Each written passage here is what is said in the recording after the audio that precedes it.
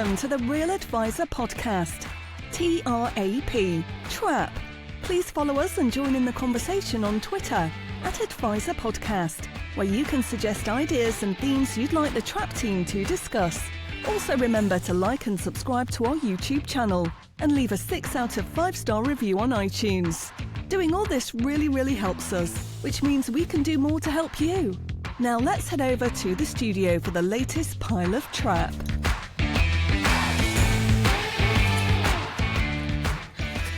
Yes indeed, dear Trappists. Welcome back to what many people are calling episode 31 of the Real Advisor Podcast, TRAP, TRAP.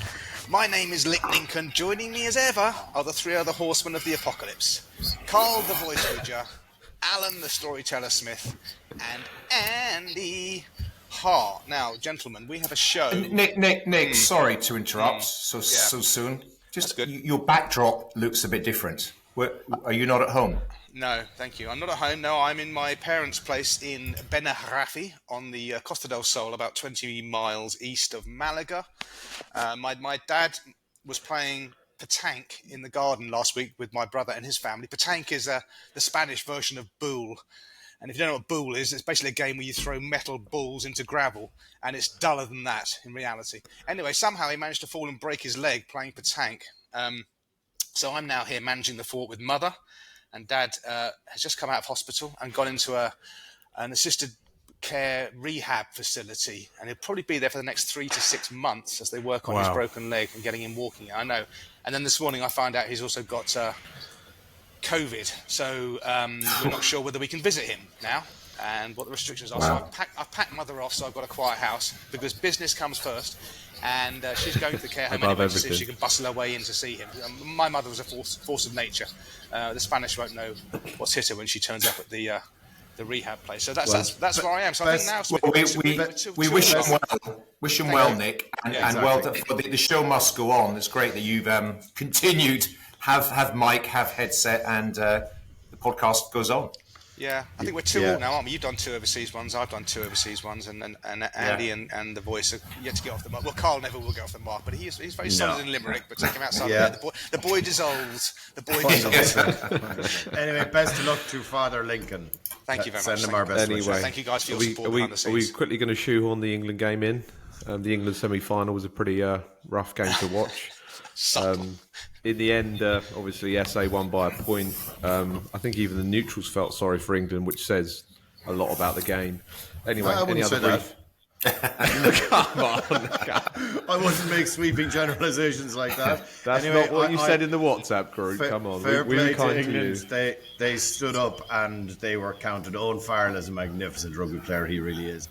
I'm really looking forward to the 3rd and 4th place playoff match against Argentina, which I think is on Friday, just to watch England celebrating the Argentina knock-ons like they've won the World Cup, because that was definitely a feature of their play during the tournament. That's true. That grace period was very short, Carl, but we enjoyed it when it was there. Right, okay.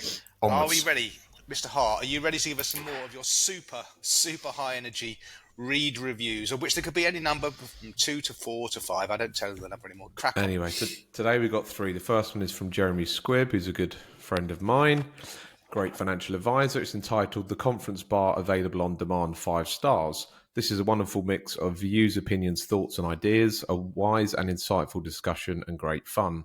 These are the conversations that we value most as financial planners. Thanks, chaps. Keep up the great work you do. Next up is from Addict281818, entitled The Real Not So Hidden Gem, 5 stars. Great listen. Every new episode seems to be better than the previous one. Good chemistry between the 4 of you without having to agree on everything.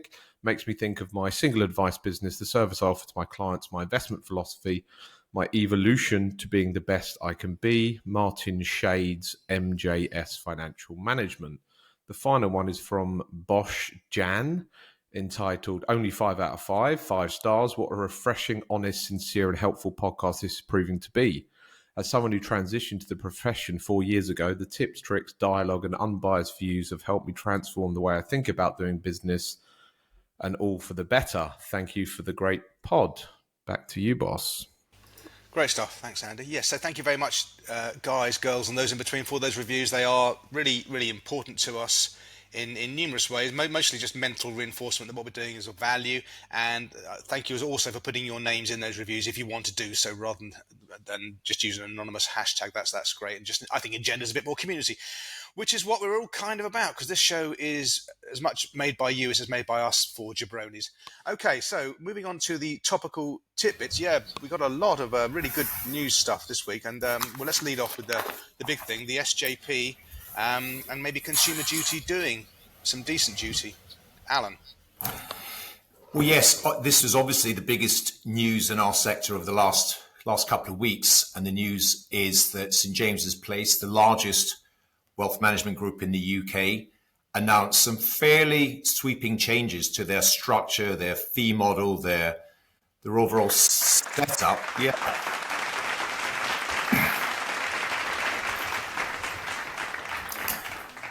I mean, the fact that their share price has halved in the meantime as a result is only part of the story. I mean, the brief headlines that I've read so far are that they are planning to remove exit charges. This was the most egregious part, I think, of the whole St James's Place setup, was that they had potentially, you carried a 6% exit charge from day one. Obviously, it decreased over a period of time, but that was the one that was felt just completely out of sync with the rest of the market, certainly since the Retail Distribution Review, which is over 10 years ago. So their plans are to remove that. They've also announced plans to introduce more index funds as a range of options, presumably lower cost index funds. And I'm sure it's completely coincidental that it was about 6 months ago that we discussed St James's Place on this very podcast and raised those very specific issues and points. I think, broadly speaking, our view was sort of balanced towards slightly positive in terms of their impact across the whole sector. We took a few bullets as a result of that from the sort of hardcore independent advisors, Mr. Hart in particular.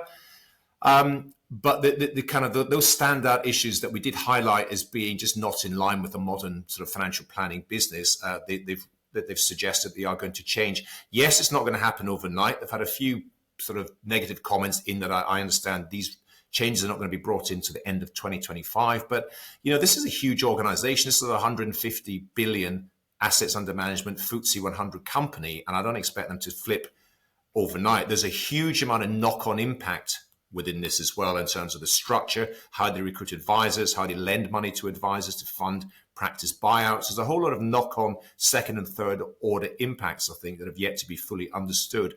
The last thing I'm going to say is for a detailed breakdown of the kind of complexity of the model, our friend, Mr. Abraham Okosonia, in his podcast, I don't know if anyone's listened to that, Advisor 3.0.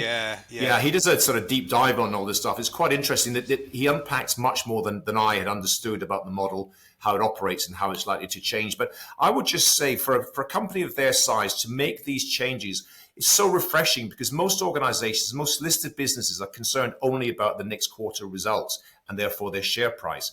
And to take a very bold decision that is effectively halved their share price with the view to presumably the very medium to long term, I think is very bold and should be applauded, frankly.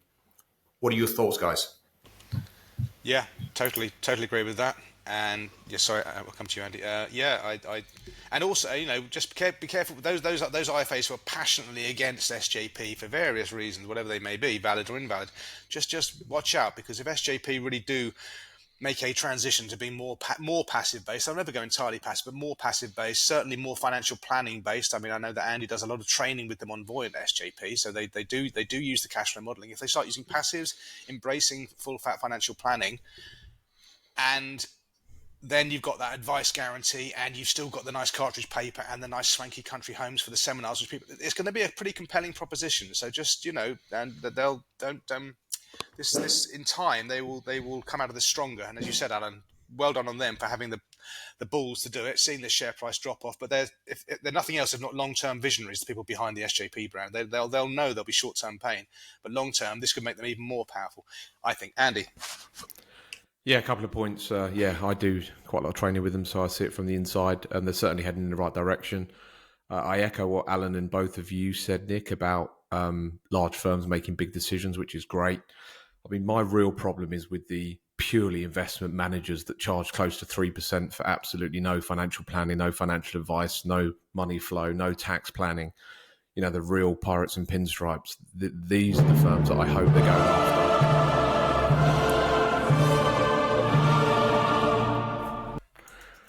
Yeah, the firms that just do investment management and none of the good stuff. I mean, these are the ones that, as I say, hopefully they'll be going after.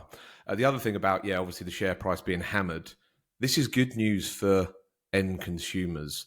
What I mean by that is the Transact share price has also been hammered because they don't skim off cash. I think Transact could double their turnover if they just skimmed off cash. They could be clearing an extra 50 million a year if they skimmed off cash like all the other platforms. So again, I agree. A slightly unconnected point. Over to you, Carl. Yeah, look, I think it's I just echo what everyone said. It's a ballsy decision from them. They're definitely taking a lot of short-term pain. I would be an investor in the SJP share price now because I think they've taken what you don't often see with these bigger organizations. They've taken a long-term view. And I think I'd be worried if I was an IFA in the UK, honestly, because you don't see this very often, and more power to them. And I'm really glad they listened to our episode and they took it on board and they decided to make some real change. There is without doubt. I think we're unanimous on this. It was our episode that caused these changes to happen. It was the only reason. I think this has been brewing for many years. That they're saying this is their biggest. No, Andy, it was just because of Trap. Okay, their biggest change in over 30 years, so it's enormous. Anyway, back to you, boss. But seriously speaking, I know you've been working with them on, transitioning to doing some real financial planning, and that's been kind of going on for a number of years. So this has obviously been in the offing. So be careful what you wish for, as Nick said. Yep. Okay. And bottom line is it's good for consumers, and that's good for everybody, really. I think so. Mr. Hart, yes. Humans under management. You have the London shindig. You have the Cape Town shindig. There may be 2 other countries that are willing to have the shindig come to them. Speak on. Yeah, I'll very briefly mention if this is anyone listening to this that is connected in either Sydney or Dublin. I did a show in Dublin once before, and I'm planning on doing one in 2024. So I'm speaking to the right people, the right companies, the right organisations. So if that is you listening and you are based in Dublin and you're a consultant, an investment house, financial advisor that wants to help me sort of put this on, then that would be great. The idea is to sell out a room of 300, 200 as a minimum. So that's very briefly about Dublin. I'm also speaking to a couple of people about Sydney. So if you're an Australian advisor listening to this and think you've got some connections and can help me with that, then please do, again, reach out and send me an email, whatever. Go to humansundermanagement.com and hit contact or something. But anyway, that's it. Very briefly, back to you, Nick. Great stuff. Alan and I have got some time booked in actually with an Australian advisor based in Sydney who made contact with us via a Loom video, and for his creativity, we thought, we'll give him some of our time. He just wants to know a bit more about what we're doing and so forth. So I'll mention Sydney to Marcus when we chat with him, Andy, and see just sow that seed at his end with an Oz IFA or equivalent. Mr. Murray makes another appearance. Mr. Hart. Yeah, so Nick Murray last week was 80 years of age. He's had the biggest impact on me in my career and life and everything. The joke is we wake up in the morning and we roll our mats out facing Brooklyn. So Mr. Murray's 80 last week. You mean you? You, the only one in the world. I think 3 of us on this call have consumed a lot of Nick Murray stuff. I think Carl is the one that's consumed the least, as maybe an assumption. He just gets it from you. Yeah. So happy birthday, Nick Murray. Thank you for all the good that you do. I think Nick Murray's newsletter's got about 4,500 subscribers worldwide. He says that's 1% of the advisor workforce. I believe there's about 450,000 financial advisors worldwide that try and do the good stuff for clients, and he's got 1% of those are part of his gang. So happy birthday, Mr. Nick Murray. Okay, thank you very much, Andy. Mr. Smith, the NextWealth benchmark report. Make this sound more interesting than it reads. I often read these. They come out periodically from various organizations. I think I mentioned the Schroders one quite a few episodes ago. Next Wealth. This is Heather Hopkins. Some of you know Heather. I think she's a good egg. I met her you at met her. the Sissy thing at Wootton Hall in Surrey. She was really good. She's good fun. Yeah, she's she's strident. Good. Strident. That's a word. Yeah. No, she's good. She's very positive. She's obviously a consultant to the sector. Her organisation is called NextWealth. They produce publications. They do research reports. I think they have their own conference. And I just happened to read the latest one, and I've posted a link so anyone who's interested can download it. I just think it's quite interesting. Just keep your finger on the pulse. We can. The danger of people like us, and maybe some of the people listening to this podcast, is we kind of live in a bubble. We assume that all the rest of the sector is exactly like us, talking the same way, charging the same way, have the same sort of operating model. So it's quite useful just to spend 10 minutes reading through these reports, which she goes out to the market, does her research, or her team does. I've singled out a couple of points which I'll just highlight for this conversation. The general view is that the industry is fairly flat right now, and that's probably reflective of general sort of economic conditions, high interest rates, etc. Interestingly, let me see. Well, talking about fees, let me talk about fees, for example. Fees have come down. This is interesting as it relates to SJP as well, everyone. Fees have come down from a fairly steady, the last few reports, 2% all in to 1.75% all in. That seems to be the benchmark standard for advisory, full package, financial planning, investment management platform, etc. Across the 1.75%. I'm not sure whether you think that's high or low. Nick? Sorry, does that include, if you did say it, sorry, I didn't hear it. Does that include sort of DFM, kind of the Bruin Dolphins and that kind of thing? No, I don't think they get invited to participate. This is more, and there's very specific reference to the word financial advisor and financial planner. I'm not convinced that those organizations consider themselves to be financial planners as such. They are discretionary fund managers, aren't they? Because I think from all our own research, we'd identify the fees being at least that, if not more, for those organizations without full-fat financial planning. But that seems to be in the financial planning sector, and there's an increasing number of advisors calling themselves financial planners, and it refers to in this, down to 1.75, which is quite a significant change in the last 12 months, from 2% down to 1.75. So fees are heading lower.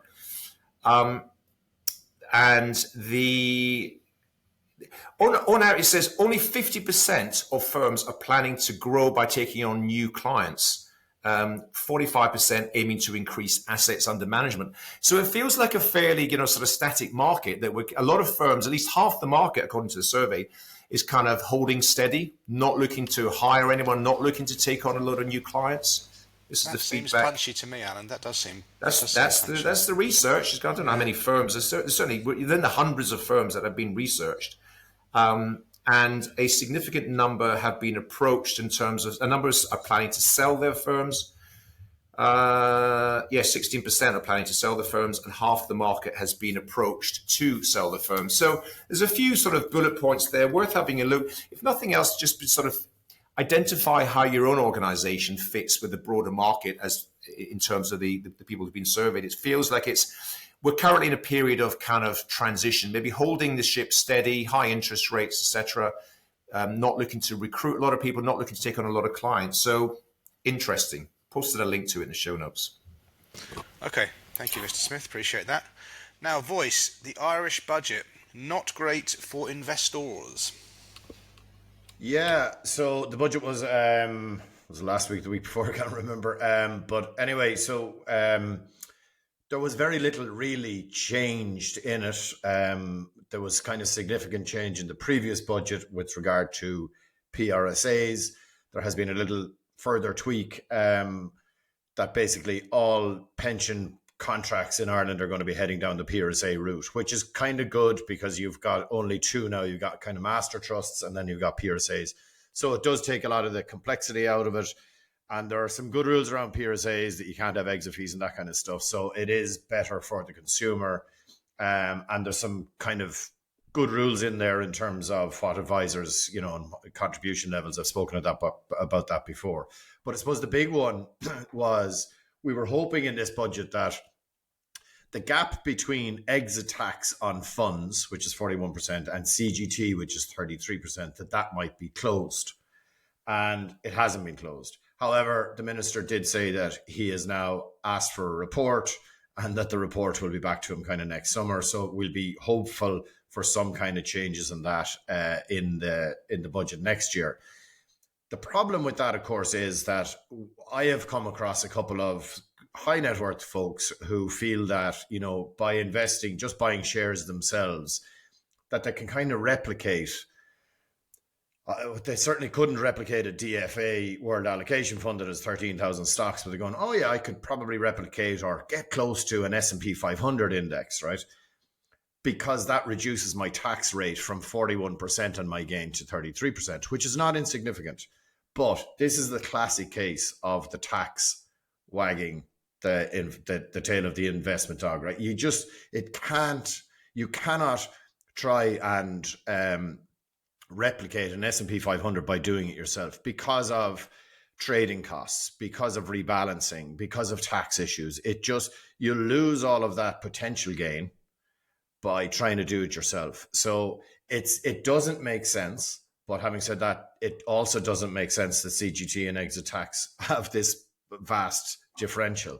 And ultimately, I suppose, my feeling on it would be that consumers would be much better served having the two tax bands around the same, because they are much better in funds whereby professional managers are rebalancing and tracking the market and managing that tracking error, etc.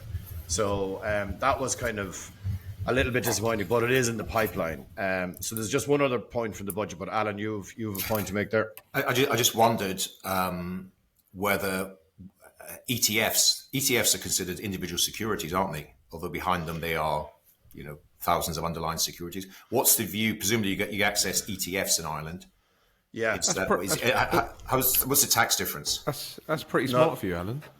Thank you. Yeah, but they have exit tax on them. So there was some way of buying, if you bought Canadian ETFs or something like that you could avoid the exit tax, and it was just mad stuff. So yeah, exactly. So yeah, it is a challenge. I'm actually talking to Canadian a few clients ETFs, about it. but only on a Wednesday.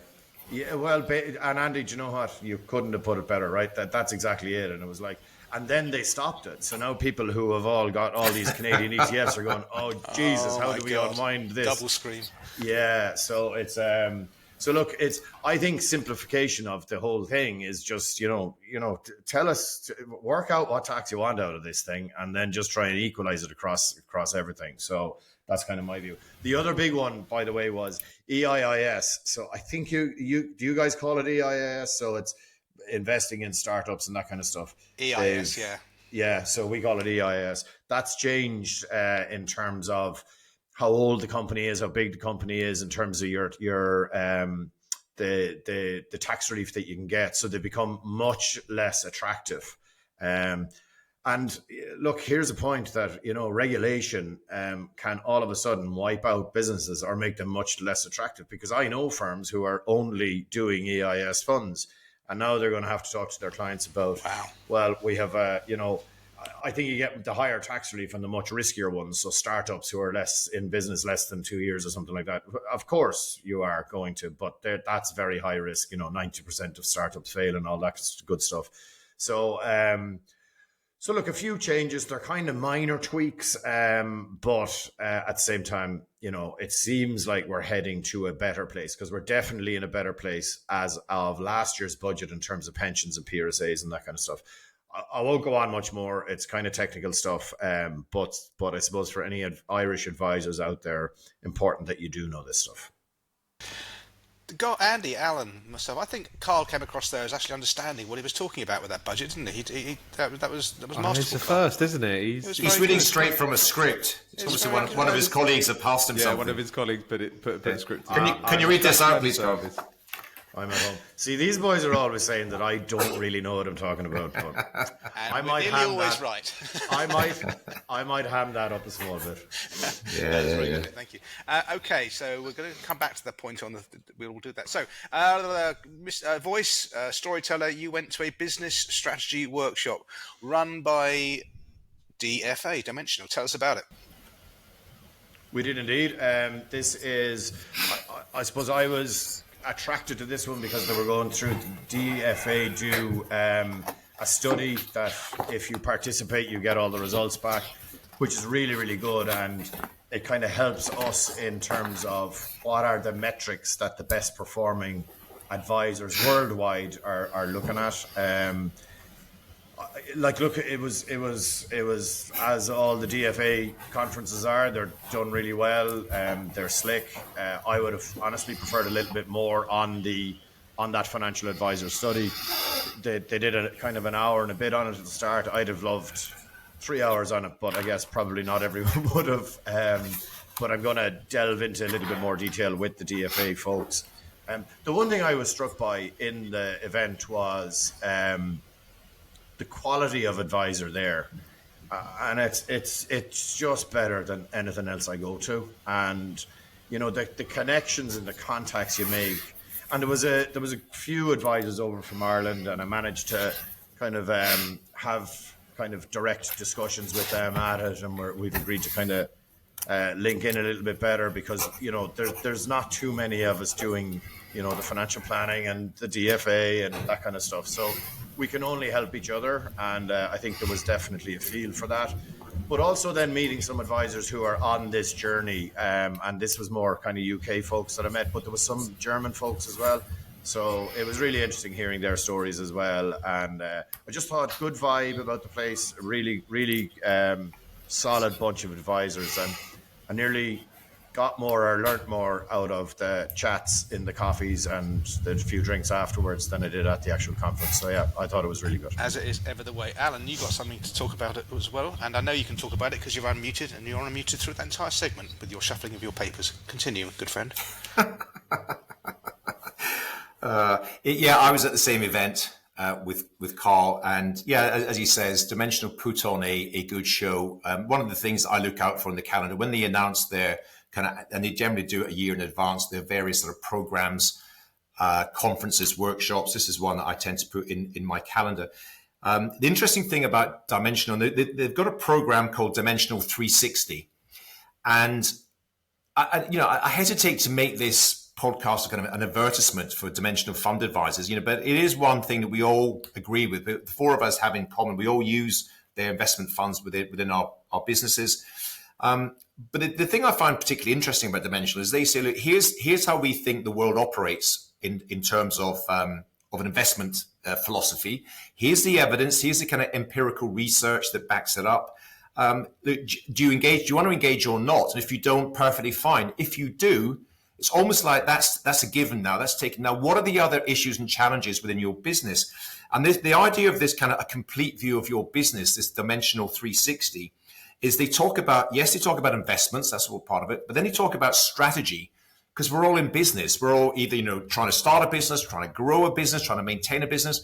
What are the key issues, challenges, opportunities that exist? And taking the concept of best practice from around the world. They've got some of the very best businesses around in Europe, in the US and Australia and all around the world who deal with them. So they sort of share this concept of best practice. And the third part of that kind of three-legged stool in terms of the 360 approach is effective communication. How do you communicate with your clients? How do you communicate with prospects? How do you translate this sometimes dull and complex kind of story, investment story, practice management story into effective communication for your clients? So that's what I'm particularly attracted to. I'm not really one of these people who's deep in the weeds on the investment side of things. I find some of it relatively dull. I know other people love it. They spend their time sort of poring over the data and the spreadsheets, but I'm interested in what best practice looks like from around the world, how really successful firms have achieved that level of success, how they're growing, how they're recruiting, how they're retaining staff. And Dimensional do that super well. The last thing I'm going to say is all the people that spoke on that event, and they're all high quality. One stood out for me was a guy called Philip Palaviv, who's a kind of Bulgarian American character, really high energy presenter. He's got 2 books, to my knowledge, which are worth checking out. I put a link to his website in the show notes. Yeah, Carl, for those who are watching this on YouTube, Carl's holding it up. But some really useful, deep insights from Philip, and I thought he was just a high value contributor to the day. Carl, you want to come back on that? Yeah, just a couple of points. I thought Catherine was the best of the day, by the way. So there you go. Different people have different views. I'd also prefer a full day, Alan, of best practice in advisory firms or whatever. Interestingly, just to kind of come back to the point about the report that Heather Hopkins did about markets going flat. The growth rate for the best advisory firms is definitely down about 5 or 6%, because I was surprised. So they said it's about 17% now as of last year. And I know for a fact, because I've been tracking these, that it was in excess of 20% the previous year. So, the growth rates are coming back a small bit. I loved what you just said there, Alan, about, what are the metrics for the advisors.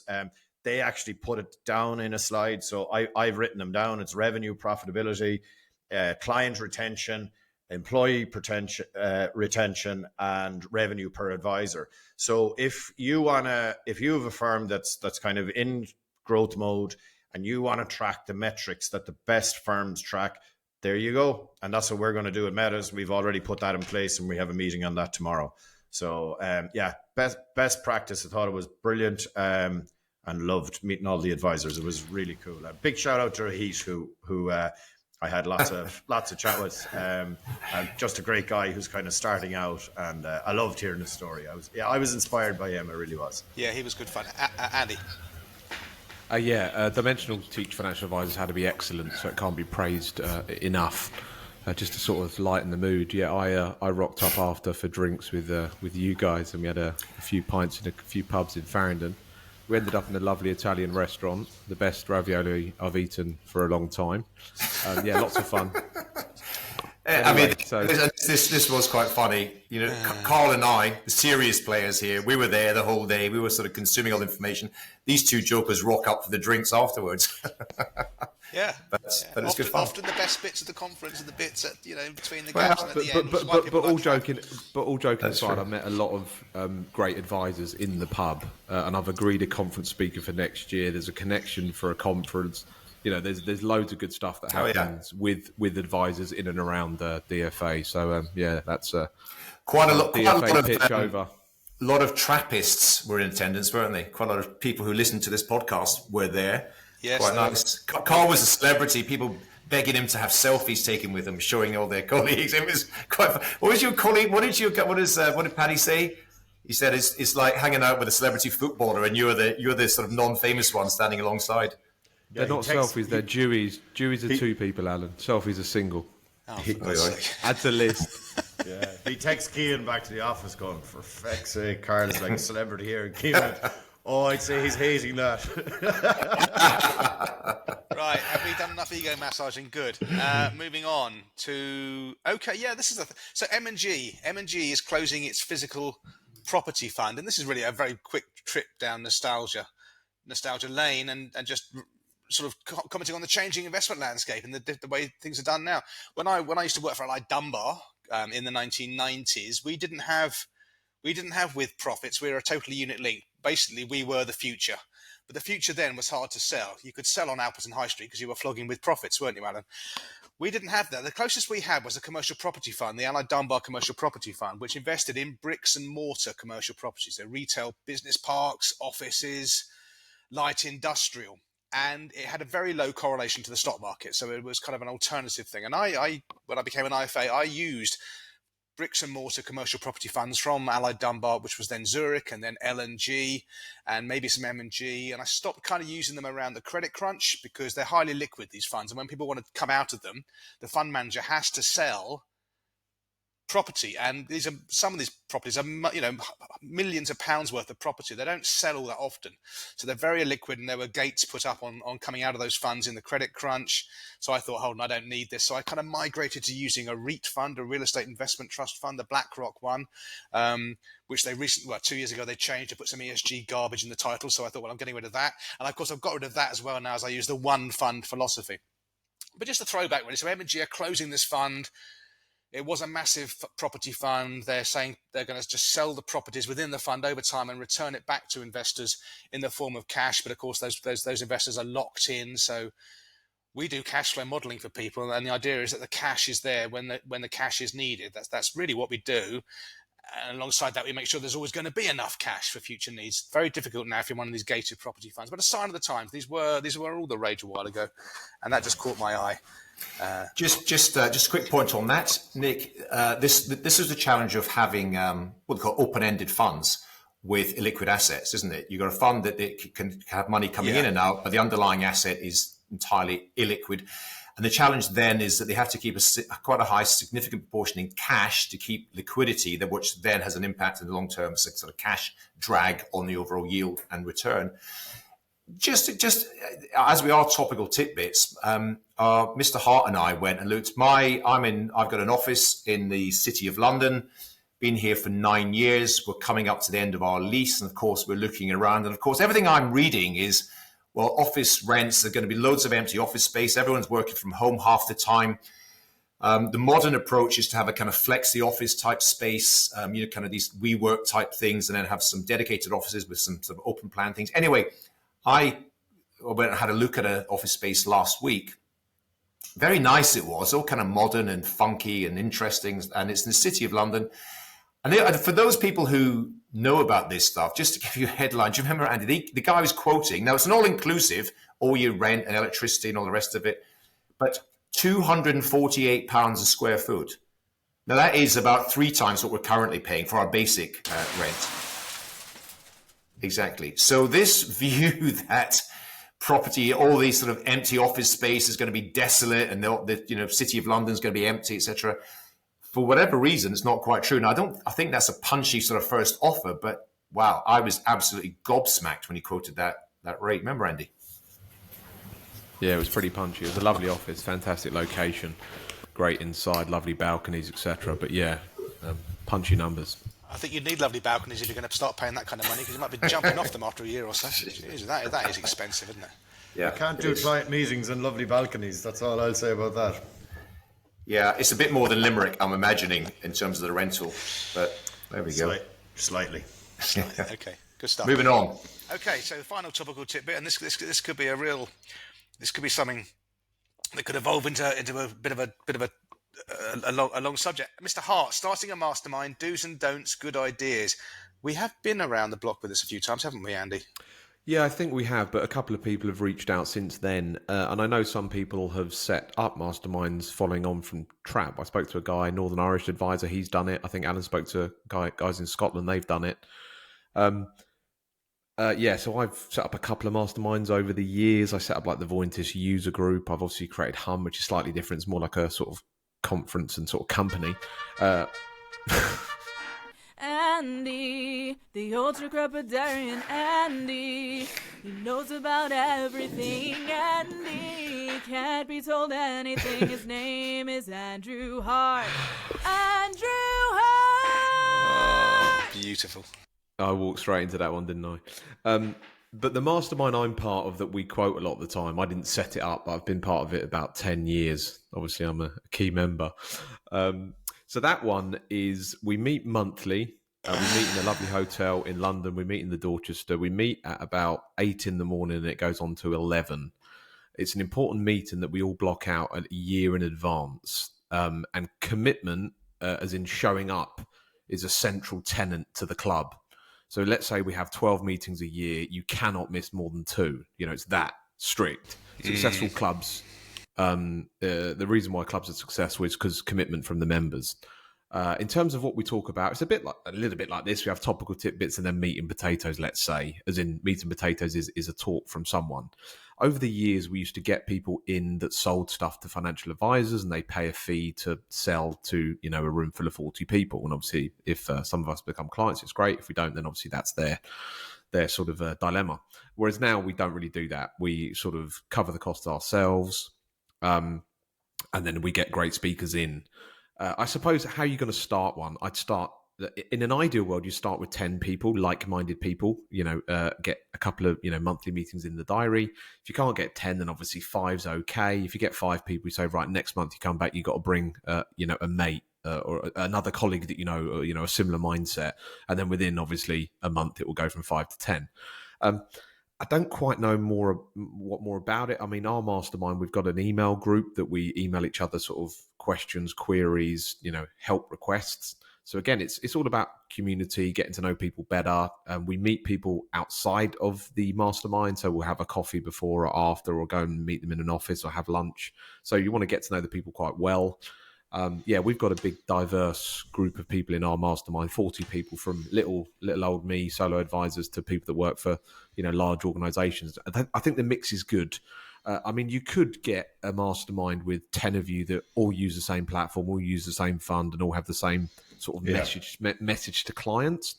But that might be a bit hard to continue and scale. Might be heaven, Nick. Yeah, that's what we're sort of brewing, aren't we? We're potentially going to launch that at some point.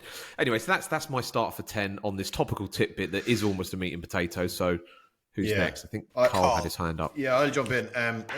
Quick question, Andy, on the one that you guys are in. Is 40 too many? It just seems like an awful lot of people. And it's sort of getting to the point where it potentially is. Yeah, if I was really pushed, I'd probably say 25 might be the optimum number. Okay. Alan might have a different view because he's been a member for a lot longer, because he's obviously a lot older than me. Yeah, it is quite a lot, but you don't you never get everyone showing up. There's always somebody who can't make it on holiday or something. So you generally do get close to 40, Alan, most months now. No, it depends. There's a WhatsApp group where people sort of raise questions. There's an email group. So it's a decent community. And you're right, it's the diversity of the group, I think, which is its power. If we're all the same, then we're not learning a ton of each other. It's a bit of an echo chamber. So there's often quite a few things that I completely disagree with within the group. But that's fine. That's where you can probably possibly learn. But I don't know this. It's probably beyond our scope. But if we built a website on Trap or something, just had people communicate, I'm in Scotland, I'm in the Midlands, I'm in Newcastle or something, you could, because a lot of these, we've got quite a few listeners now to Trap, if they all wanted to sort of congregate or get together, but we haven't got the scope to set up a matchmaking service. But yeah, let me know how that goes, Alan. Yeah. Can you do it, Carl? Can you get that sorted by the morning? I can't even get the Irish one off the ground, so that's what I was going to say. I was kind of going to get it off the ground, and then I just got busy with other stuff. But what we have agreed is we're going to put a date in the diary around Christmas for just drinks, and get whoever wants to go to that drinks and just kind of just have a chat and see where we go from there, because I'm not going to do the work for it. I'm just not. There's no point in me saying otherwise. But you never know. If we all met up, it might grow legs. So if there are any real financial planning advisors out there in Ireland, or maybe based on what you guys have said, people who are not but would like to transition, pop me a message on LinkedIn and I'll be sure to include you and let you know what the date is and when we're going to do it. I think actually you make a good point there, Carl and Andy. One of the reasons that our group, the Ideas Exchange, is held together for so long is there is some decent admin behind it. There is somebody there who's appointed to organize, send out the agendas, agree who's the chair, and kind of just generally keep an eye on the admin. And let's face it, most of us do not want that role at all. So you've got to identify somebody, or even somebody within an organization. Somebody's got some extra capacity, someone in their team who's happy just to send out the monthly agendas and meeting notes or whatever. And the other thing is we get CPD points, which you guys love, so you can qualify for your CPD, which is helpful. Yeah, just to amplify that point, the guy who organises the Ideas Exchange that we go to, it's a paid role, because it is a big role, and it's a serious concern, and it's a serious group. Okie dokie. I haven't got anything else to add on that. Just final point on that, but don't let that put you off. In the early stages, getting 5 people in a decent hotel room in Liverpool is not going to be too much admin at all. But when you're an established organisation dealing with money coming in, people that have not paid, all that sort of stuff, then it becomes a bit more cumbersome. Maybe you'd appoint a chairman and they'll pay less than the other people. Let's say get a kitty going, like 5 people will pay 500 quid to get the thing going. Again, it's a business write-off expense, all that sort of stuff. I think the masterminds are really good when something has gone wrong in your business or there's a real challenging situation that you've got to deal with. The amount of requests that come into our mastermind, does anyone deal with, fill in the blank, really, really complicated situation? And then immediately 3 people say, yeah, I've dealt with that. Yeah, I've dealt with that. Yeah, I've dealt with that. So it's all about... that's exactly it, Andy, because I had a couple of conversations at the Dimensional gig with some Irish advisors, and On the one hand, I had a problem that I was discussing with one guy, and I've been through it, and then the flip side of that, I was able to help someone else. So 100%, you're absolutely right. Yeah, I need to get my ass in gear on that. Okay, Irish advisors, I'm going to do it. There's your commitment from episode 31 of the Real Advisor podcast from The Voice. Great stuff.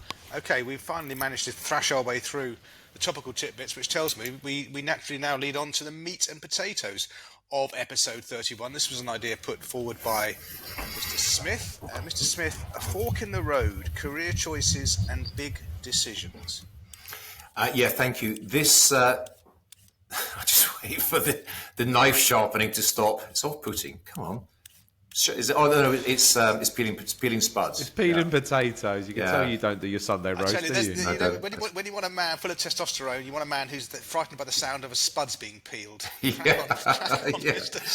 All right. Listen, since we've been running this podcast, I think all of us get sort of inbound, contact, emails, LinkedIn often requests, and I've just gone through in the last maybe 4 weeks a real kind of increase in those numbers of requests just to have a chat, can I pick your brains, that sort of thing. So I've been on a few Teams calls, Zoom calls in the last little while, and I just thought, rather than me one-to-one giving my sort of thoughts and feedback to other advisors, I thought we could just raise it as a meat and potato subject so we can share the information with a wider audience and also get the four of us to contribute. So the issues they're similar in that you've got a number of advisors who, how can I put it, kind of see the light, but maybe listen to this podcast. They've understood that there's more to life than certain firms that they might be working in. They like the idea of what we're calling full fat financial planning. They like the idea of kind of a sensible, low cost, evidence based investment philosophy. All those things that we've discussed. Grab yourself a drink, a very long drink.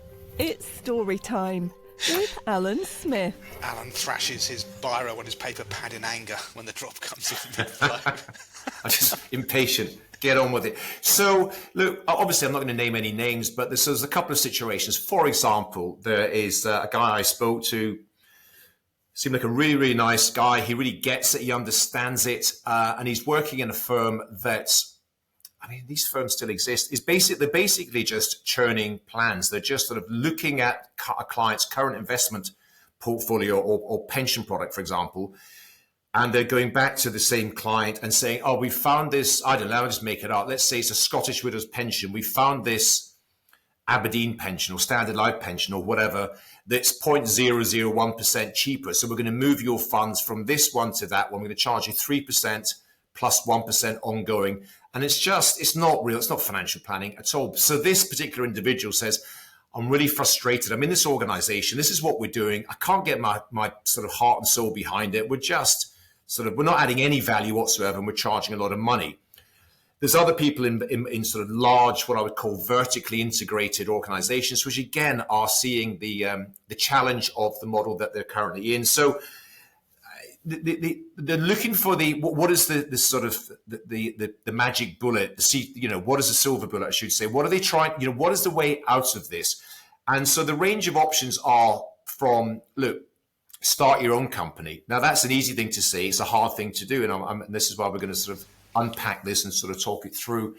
The other issue is find a firm that's out there that are doing this stuff that you can really get behind, that you're really going to enjoy and get a lot more value out of the role that you perform. I've done a little bit of matchmaking, but it's just not my job. I haven't got the time or the sort of range of contacts. I have put a few people in touch with each other. I just happen to know. I actually put a tweet out about this last week or the week before and got a few contacts from firms who are doing the real stuff, who are doing sort of good quality work, good quality financial planning. They contacted me and said, look, we're in this area, we're in the Northwest, or we're in the Southeast, or we're somewhere else, and we are actively recruiting right now. So I've done a little bit of matchmaking, but again, it's not a sustainable process, I think. So that's the opening statement. There is a lot of people who have got this, and that's what we called it, a fork in the road. Do I carry on where I am right now, carry on being frustrated? I've seen the light, I want to change. Do I set up on my own? There's all the issues and challenges and risks attached to that. do I find another firm that I can really enjoy working with? So those are the kind of some of the range of options. So I think it'd be worthwhile spending 5 or 10 minutes unpacking this. And I thought what we would do to, in order to give some specifics and some detail on this is start with our learned friend, the ultra-crepidarian, Mr. Andrew Hart, and allow Andy to run through his sort of brief career history, going from working in large organizations to setting up on his own and being obviously highly successful, as he never tires of telling us. Andy, how did you get going? Oh, boy.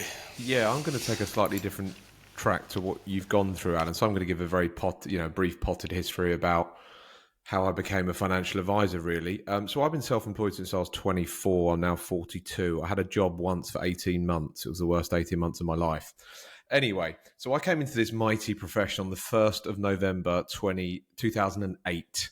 I came from a mortgage broking background. Again, I was self-employed. The mortgage crisis hit. I needed to flap around and work out what I was doing. I did the exams. I became a financial advisor. So I worked for a local firm that was, let's say, I'm going to be kind here, not how I'd operate, my firm now, but they were okay. Their hearts were in the right place, but they weren't really doing the right thing for their clients. So anyway, I joined a bad firm.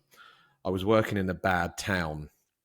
I won't mention the town again, just to be kind to the area. So it was a rough couple of years. I turned over £13,500 in my first 24 months. Turned over £13,500. I made a profit of £3,500 over 24 months. It's about £150 a month. So could you earn £150 a month for 24 months? I'm not saying your story is going to be the same as mine, but I'm just giving you some back context. I then joined a good firm, Serenity Financial Planning. Good friend of mine, Tina Weeks, runs it, who a lot of people know and a lot of people listening will know. I joined her firm in July 2010. I took on my first financial planning client and charged them £500 for a review.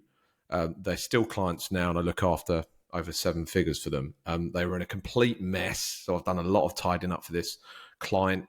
So I worked for Tina as a self-employed advisor, helped her sort of build the company actually in the early days, get the investment philosophy sorted out, yada, yada, yada. So from July 2010 to the 1st of June 2017, I worked for Tina. At the same time, I was building up sort of other revenue streams and companies and things. And then I set up on my own in June 2017. So it's been 6 years directly authorized. It's been challenging. If I had to give you a number, I'd probably say my initial cost to set up the company, to pay for getting the regulations sorted out, having capital adequacy, which is 20 grand just sitting there in the bank doing nothing, office cost, marketing, I'd probably say £70,000. So if you've got 70 grand hanging around, you could potentially go directly authorized. You could probably do it for less. You could probably do it for more, but I'm just giving some context. My advice, so so that's my history, if that's useful for anyone. It is a journey, it is tough, it is challenging. But, if you're seeking excellence and, you want to do the right thing, you're going to have to take some rough years along the way. But my point to people listening to this, I see people that work for great firms too soon in their career. So I'll go and do training at what I consider a great firm. And there'll be 2 people in the room. They're like, oh, we only joined 3 months ago. We're on work experience. It's our first job.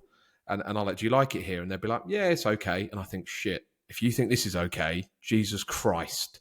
The moment you get out there to the real bad stuff, you got to enjoy this. So that's an example of they've joined a too good firm too soon.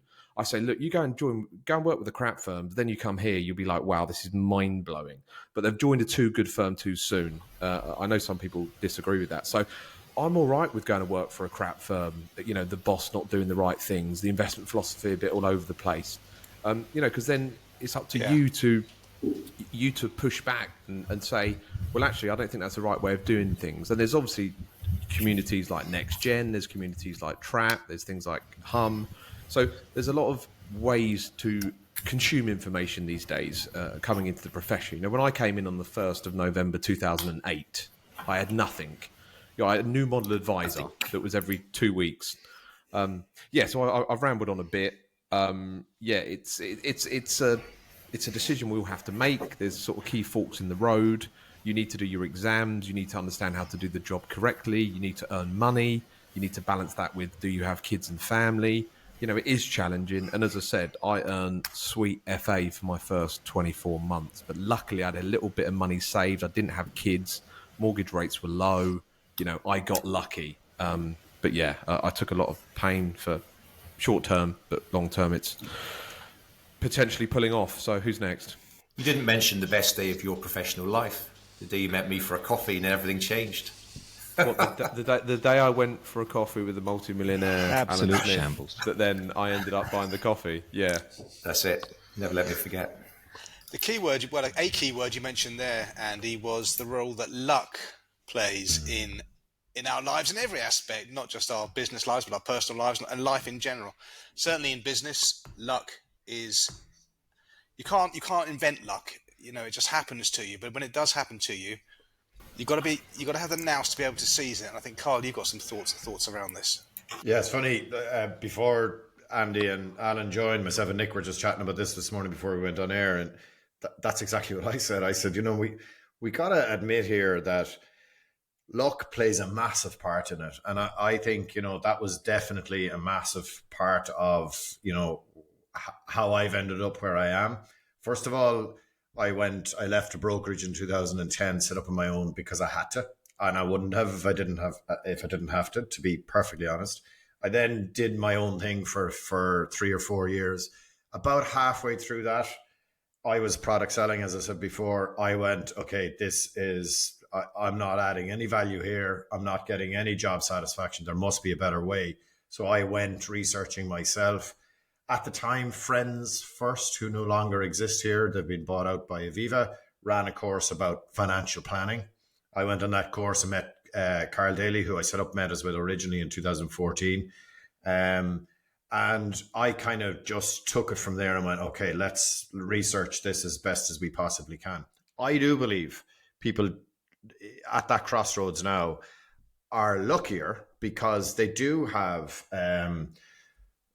they've TRAP, but they have DFA. They have loads of different resources they can go to, loads of different people who are willing to kind of help, loads of people who are doing real financial planning. And it wasn't a thing in Ireland at all. And I guess it was, when you were working with Tina, it was in its infancy. So, you are in a better place because there's lots more people to learn from. But exactly like Andy said, we struggled really badly from 14 to 16. I've often told this story where struggled to pay staff. The directors didn't get paid for a number of months in the first 24 months. But it was almost like a light switch. Once it started to happen, then we started growing exponentially. But it did take 2 years. Now, looking back, right, I think that's because we were poor at telling the story about what financial planning is, the benefits of financial planning. And I suppose we were in a marketplace where this was all entirely new.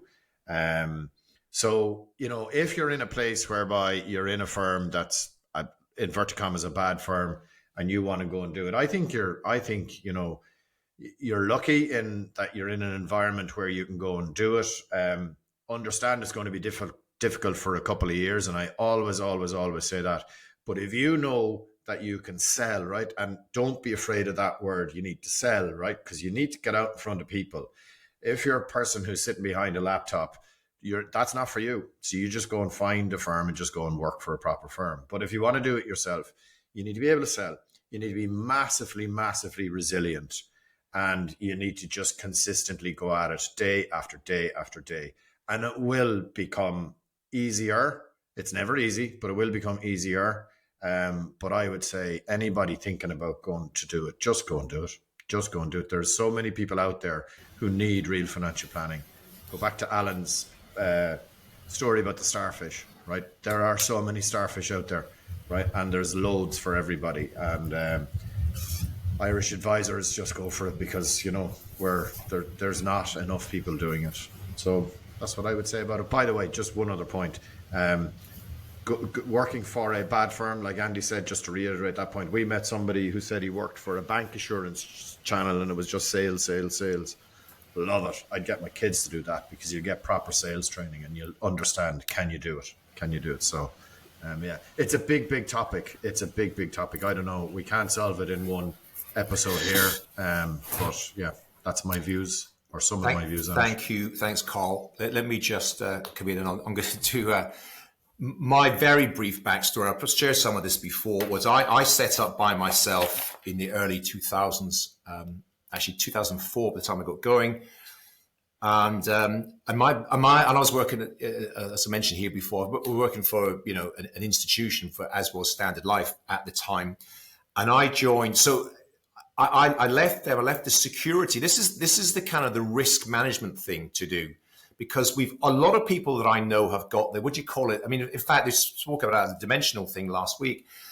Whatever you call it, a gilded cage or something like that. You're in a particular role and it's quite well paid and it's pretty straightforward, it's quite easy. But it's not really for you for the long term, but it's a huge leap. And I think quite a lot of advisors, quite a lot of people are in this. I don't love where I am right now, but I get quite well paid and it's quite secure and all the rest of it. I just knew, I had this view in my life. This is the kind of the regret minimization process that Jeff Bezos talks about. I'd imagine myself being really old, looking back in my life, back in my career and saying, would I have regretted if I didn't take this leap, didn't take this risk, even if it all failed, even if it didn't work out, would I regret not taking the chance? And I said to myself, I absolutely would regret not just finding out what I was made of, finding out if I could do this. And so I left a very secure role, set it by myself. I basically took over a retiring IFA, sort of sole trader advisor, and here's sort of a handful of clients. It was a nice business. It was a very small business, but at least I had something, I had a foundation to get started with. But I took a 50% pay cut day one. And if you say that to a lot of people just couldn't face that. They couldn't take a 50% pay cut because they've got a lot of commitments, a lot of outgoings. And I think that's another aspect in this. And I think we've all mentioned You've just got to do it, man. I mean, Well, you don't have to do it, but you can do it.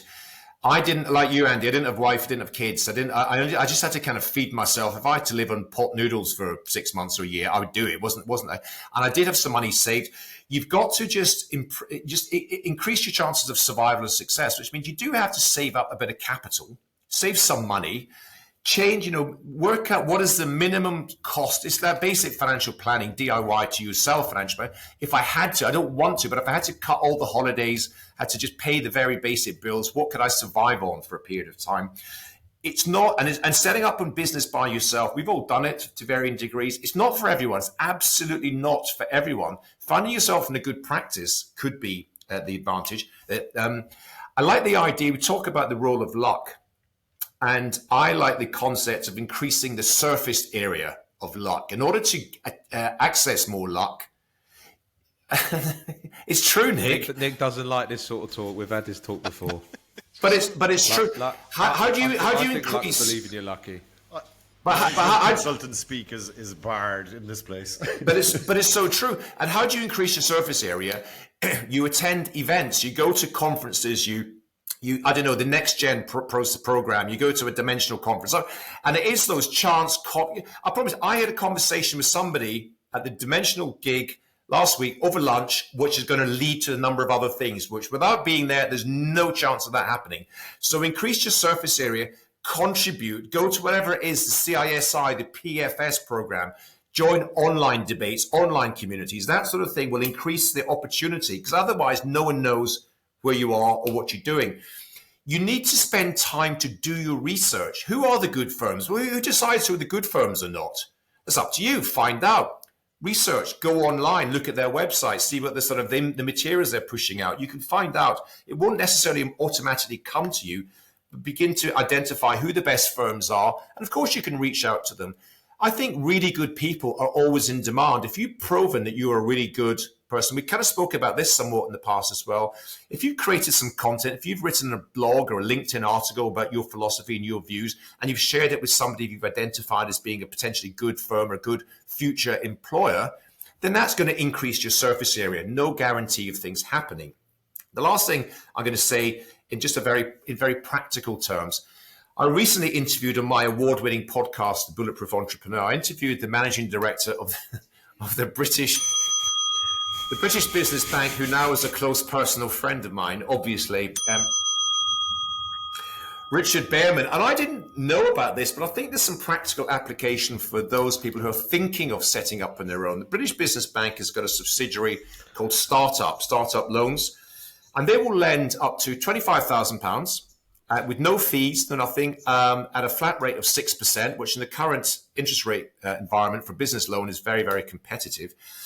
So they will give you some funding if you can prove that you've got a good business idea. So it's not as if you've got no access to capital. But the most important thing I think of their offering is that they give you mentoring. They give you experienced business development people, marketing, sales, cash flow management, all that sort of stuff for free as part of the program. So I think anyone who's got a streak of entrepreneurship within them, but thinks, I just haven't got the capital right now. Maybe I've got a bit of money saved, but I'm not sure if it could last that long.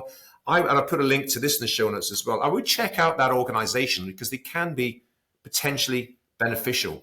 And the last thing I want to say, if you don't want to go directly authorized, and again, this is no endorsement, I don't know, but I do know a couple of people that have done this, and again, do your own research, but Sense Network seems to be the kind of the network to go to. If you want to join a network, is maybe a stepping stone, not go directly authorized. They seem to be, or sort of a number of people I've known recently have set up on their own, have gone through that particular organization. Yeah, and maybe is SJP an option for these people now that they're going to do lower cost funds, they're going to do full financial planning, and maybe that's a good place to go, because the regulation is a big deal now, and it is way more difficult than it was when all of us set up.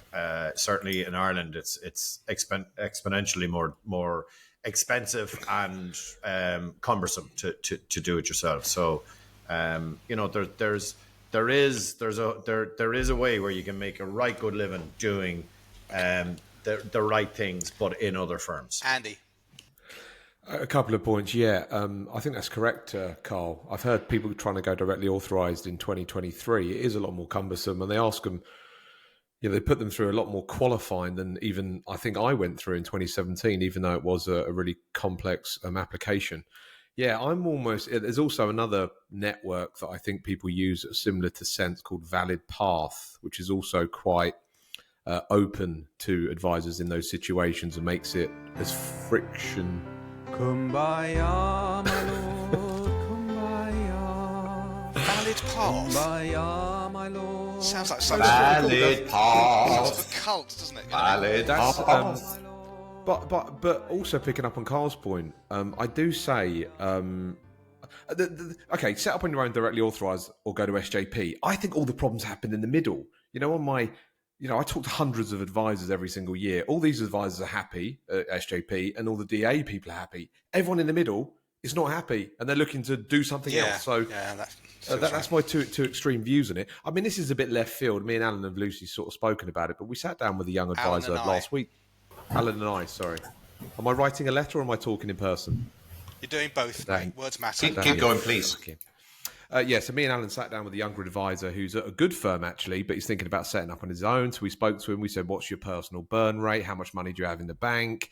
If me and Alan were to give you X thousands, what. So I'm just throwing it out there. I mean, maybe if Trap could get a load of funding, we could invest in these companies, with quite low friction, and take a slice of them and then consult them along the way. Anyway, we'll come back to that as a potential thing as Trap goes. Can I just say what we've done at Meta? So we've a couple of people who have joined or are in the process of joining. So they were in firms that weren't doing financial planning, have a book of clients that they want to serve, I suppose, more properly, but they have all those problems that we spoke about, right? They're married, young kids, mortgage, and going, Jesus Christ, I can't take the. So the way we've set it up, and this isn't rocket science, right? And again, we're just replicating what's been done elsewhere. Is we're just going to say, right, we're happy to bring you in if you're comfortable that real financial planning is what you do. Because that's the only thing we will do. Everybody has to have a financial plan. Yeah, I want to do that. Okay, come on over, and we'll just give you a slice of all of the income that comes in, and we'll look after all of the other stuff. We'll put a pod system around you. We've spoken about all that before. So look, there's definitely there's lots of different ways of doing it. You can also agree minimums, Carl. Like, what's the net you need per month? Okay, we'll agree on minimum of X per month for the first 6 and scale it down and then offset we've it. Actually we've done that for the first couple of years, right? So for 2 years, because otherwise you're incentivizing bad behavior. So we're going to take the long-term view. You need to take the long-term view. And that's good from a regulation point of view as well, that, look, we're not just saying come in on a self-employed basis. We're going to pay you a proper salary, and and we're going to buy into you over the long term. Yeah, I think the point is that there are definitely some really good firms out there in Ireland and the UK and various other places, and they are recruiting and they are open to bringing in really good people. But if you're in a firm that you don't love for whatever reason, it's up to you to find out who the good ones are. As I said before, just do your research, because I can tell you there are a number of organizations out there who would just love to have a good person in their organization. So do your work. Nicholas. So some interesting points raised there. I know somebody who I went to junior school with in the 1970s, and he, all his career, he's a chartered accountant. He's run teams within SMEs, nothing to do with financial services. He, in his early 50s, has, in the last couple of years, I believe, joined St James's Place. And he's doing financial services. Okay, he's doing it through SJP, but he's going in there with no clients, very little experience. He loves Trap, by the way. So, Graham, if you're listening, watching to this, you know I'm talking about you. So it can be done via that route. The points you made about balancing the factors, we've all alluded to it. You know, Alan, your situation when you went out from Standard Life, Andy, when you went out on your own. You know, yes, I'm sure it is. It obviously is easy if you don't have family, you don't have kids, and so forth. And if you really do think you cannot afford to move, then don't afford to move. Okay, if you really have tried every avenue and you're in a job you don't particularly like but you can't get out of it for various reasons, fine, but I'd be very surprised if that actually ever happens. I went out on my own. I had to remortgage to get my capital adequacy. You have to have a drop in earnings. The world doesn't owe you a living. You know, if you want to join a business or have your own business that's going to be built in your mind's eye, you're going to have to make some bloody sacrifices, man. That's how it works. You give up a lot at the start, and if you do it right, it comes back. Just do it. Don't sit there and be one of those people that thinks 20 years down the line, damn it, I wish I'd gone out on my own. I have far more respect for a girl or a guy who goes out and does this and it doesn't work out, who then goes back to working for a big firm where they're happier being an employee than the person who never tries it. I just do it. You know, go to this quote. There's magic and power in just taking action. Just go out there and do it. And there'll never be a perfect. If you're waiting for the perfect time to go out on your own, or to leave a comfortable big IFA firm and join a boutique IFA firm that's more aligned to your values, and you're waiting for that perfect moment for the clouds to open up, and the Messiah to send you on an angel a little wing message saying now is the time to do it, it's never going to bloody happen. There's never going to be a perfect time. You've just got to do it when you're ready to do it, and that's all I've got to say. I know it all sounds very easy. Nick, I did it. As I said, I remortgaged. I went through 2 years of very low earnings, no dividends or anything, just building up a client bank. It's hard work, man, but you've got to put the work in. It will not be given to you on a plate, but it's out there if you want it, and if you want it, commit to it. Andy. Great speech, Nick. Ladies and gentlemen, listening to this podcast, if Nick Lincoln can make a success of it, please, you can do it. Anyone can make it. Do it. I can't deny that. I mean, dear Trappists, you listen and watch these jabronis on this. I've seen these men naked. I mean, if you want to, these are barely functioning human beings, and we've all managed to do this. So we can get there. God. Have we given this a damn good come on? Because we're coming in now as an hour. Yeah, best part of an hour and a quarter. Shall we? Yeah.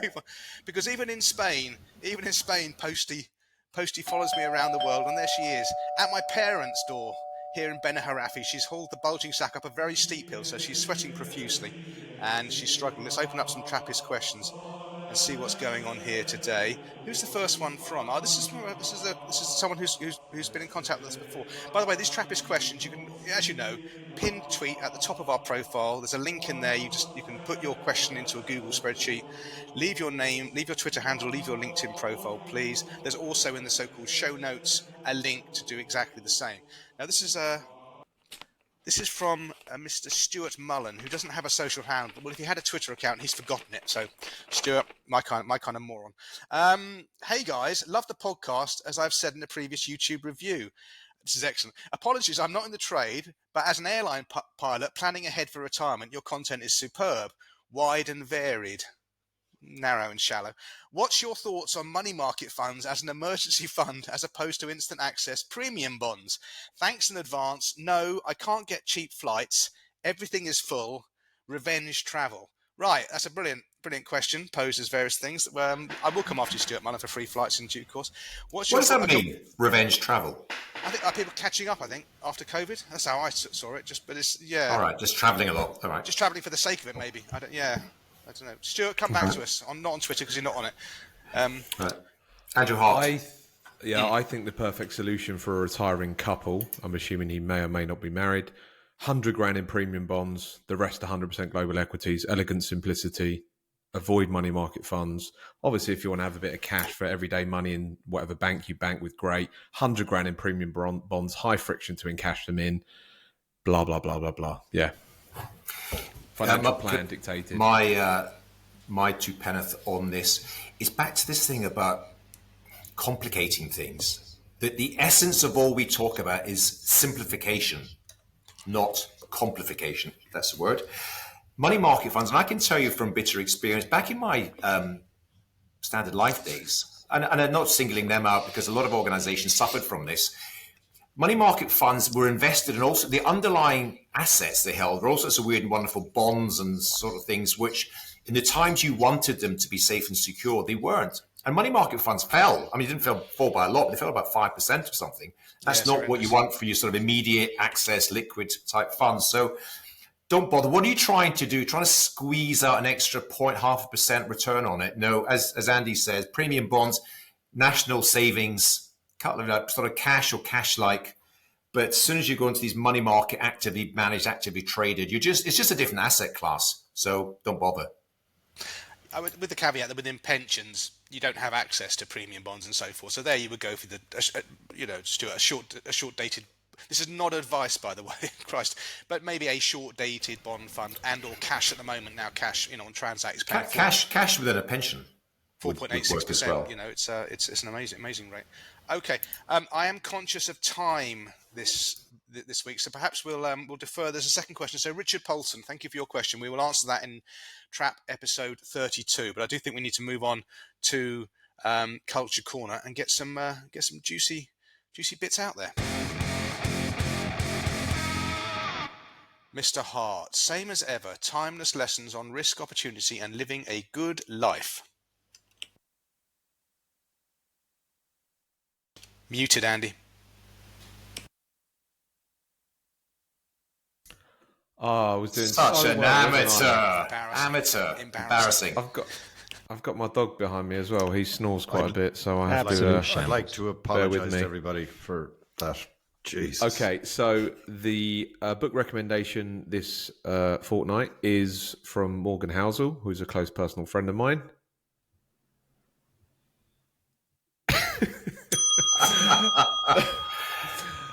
It's called Same as Ever, Timeless Lessons on Risk, Opportunity and Living a Good Life. His first book is one of the greatest books about money. I'm not calling it personal finance, about money, called The Psychology of Money. It was 20 chapters, narrative stories around the area of money and how we make decisions around it and stuff. So The Psychology of Money, 20 chapters was brilliant. I'm assuming this book is going to be great, Same as Ever. As I say, the title says it all. Things that never change around human psychology and human nature. I haven't read it yet. I don't believe it's yet on Audible. This haven't read a book and you're making a recommendation. Sorry, you can't do that anymore. I'll get War and Peace. That's my recommendation. Pretty great. I haven't read it. But the Old Testament, the juicy bits. Yeah. So that's at least it's out there now that he recommends stuff that he hasn't read. Yeah, he's heard of. I've heard of this book. We don't have to hang him now. I think our next Culture Corner is going to come from when I worked at Standard Life. What the hell? Right, Carl, over to you. Anyway, back on track. Carl, save us. Tell us you've read this one, first of all. Have you read it? It's 17 hours, and I have about 2 hours left, and it's really brilliant at the moment. So it's the Elon Musk book. He's just extended that, hasn't he, just because of what we're talking about. You're probably 2 hours in, aren't you? You've got 15 hours left. It is a beast of a book. I've got the book, and I've that one chapter in. No, I'm right now in the last few chapters are broken up into the days, literally a day on around the Twitter thing and what he was doing. It's absolutely fascinating. Look, he's a force of nature. He's a peculiar individual for sure. He's not like anybody else I've ever come across. This Andy. No, not even like Andy, right? But look, he's done Tesla, he's done SpaceX, he's done Twitter, he's done Neuralink, he's done The Boring Company. And I suppose as I'm listening to this book, I'm reflecting on us thinking we're kind of great because we run IFA businesses, you know. This guy is just history will look back favorably, I think, even though the guy he's different than everybody else, should we say, right? But absolutely and utterly fascinating. It's 17 hours long, and as I said, I've less than 2 hours to go, and I've loved every bit of it. I've found myself like trying to go off and listen to 20 minutes of it because I'm like dying to know what happened. And the last time I felt like that in any book was Shoe Dog, the Phil Knight book, the Nike fella. So yeah, absolutely amazing. Highly recommended to everybody. Okay. But he's different. He's got the cosmic view, shall we say, that none of the rest of us have. I also have in my culture corner the from the sublime to the ridiculous. The greatest. Surely we don't want to go there. We don't want to go there. We don't want to go there. We don't want to be reminded of Paris. The greatest backpack Paris? of all time. Because everywhere I bring it, people go, that looks amazing. I go, yeah, it is. So if you do kind of a lot of traveling, even if it's like for me when I'm going to Dublin or whatever and doing overnights, Nordace. So I think that's how you pronounce it. Anyway, it doesn't matter. It's the Sienna backpack. I think this is worse than the IKEA wardrobe recommendation. Thank you for taking that slot. Because all business people do a little bit of travel, and rather than bringing your stupid wheelie case, this one is brilliant. You put it on your back. Anyway, check it out. It's €99. You will say thank you, Carl Widger. That was a brilliant recommendation. Okay, excellent. Thank you. I might actually do that, Watch. So there you go, Mr. Smith. Good, bad billionaires. Yeah, this is a relatively new podcast, which I've noticed is sort of immediately gone into the number one slot. It's a BBC Sounds podcast. It's incredible, actually, when you listen to podcasts which are properly produced. They've got kind of music and proper sound effects and really highly edited and produced. But it's good. It's the guy, Simon Jack, business editor for the BBC. And they just do an analysis of billionaires, or various billionaires. I've listened to a few of them now, and then they tell the whole story behind them. And the one about Philip Green, or Sir Philip Green, is quite interesting because they talk about how they got started. They talk about how they made their first million, like from 0 to $1 million, and then that huge leap from $1 million to $1 billion or multi-billions. They've got one about Jeff Bezos. They've got one about, Nick, you would know Rihanna, famous pop singer. Sure she's on your playlist.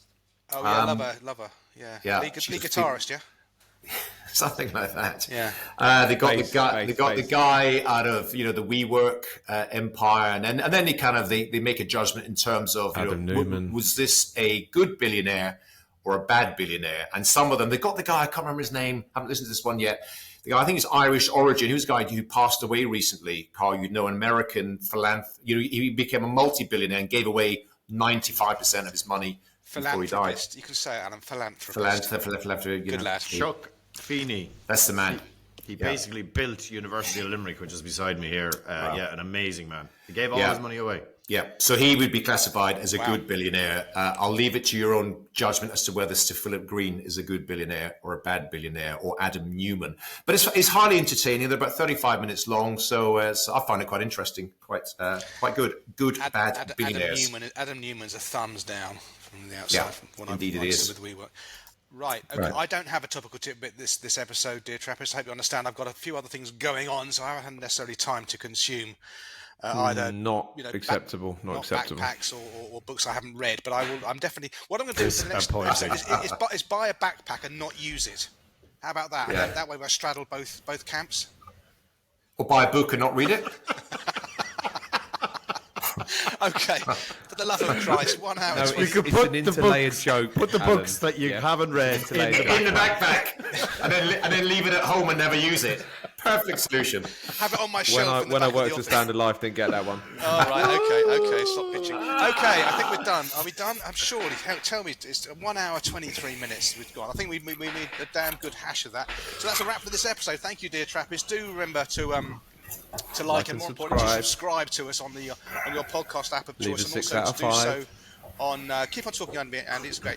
And do so on the YouTube channel. He's keeping doing it. I'm going to kill somebody. Lucky I'm in Spain and you're in the cheaper end of Hatchen. That's around us. I reckon. Do leave a 6 out of 5 star review on iTunes. But until the next time, dear Trappists, it's adios from us, and take care of them, folks. Goodbye. Bye now. Well done, Nick. Thank you. Complification. That's it. Shambles. That was quite funny, that.